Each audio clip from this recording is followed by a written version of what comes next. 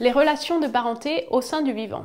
Je vous propose ici de continuer notre comparaison et notre recherche de parenté entre 5 animaux, le hareng, la tortue, le pigeon, la chauve-souris et la vache. Et après avoir vu qu'il faut trouver des points de comparaison, on va travailler, deuxième étape, sur les caractères dérivés partagés. Un caractère, je vous le rappelle, c'est un trait distinctif, une particularité. Ça peut être la particularité d'un individu au sein de son espèce, par exemple ce qui nous différencie, nous humains les uns des autres. Mais ici, on va plutôt s'intéresser aux traits distinctifs des espèces ou bien des groupes d'espèces. Donc on n'est plus à l'échelle de l'individu, mais de l'espèce ou du groupe d'espèces. Par exemple, le caractère squelette est un caractère partagé par l'ensemble des vertébrés, donc toutes les espèces de vertébrés. Je vous propose de travailler sur un autre caractère qui s'appelle le caractère phanaire. Les phanaires, ce sont tout ce qui peut être produit à la surface de notre corps.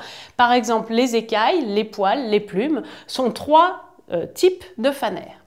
Les écailles sont considérées comme l'état ancestral, c'est-à-dire l'état primitif des phanaires, état qui aurait ensuite évolué, qui se serait transformé en différentes versions, notamment la version poil et la version plume. On considère donc que poil et plume sont deux états dérivés du caractère phanaire, alors que l'état écaille est un état ancestral, plus ancien, plus primitif.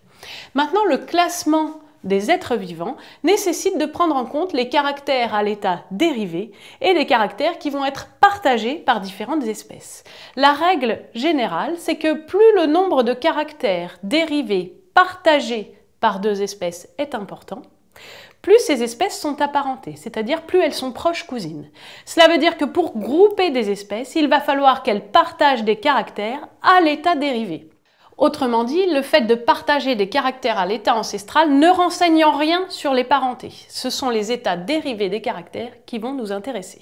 Alors si je reviens à mon tableau, ma matrice de caractères, je vois que les croix correspondent aux caractères portés par les différentes espèces et je vais pouvoir compter en fait le nombre de caractères à l'état dérivé portés par mes différentes espèces. Par exemple, j'ai dit que les plumes et les poils étaient des états dérivés. Et bien de la même façon, ici, en fait, les critères correspondent à des états dérivés.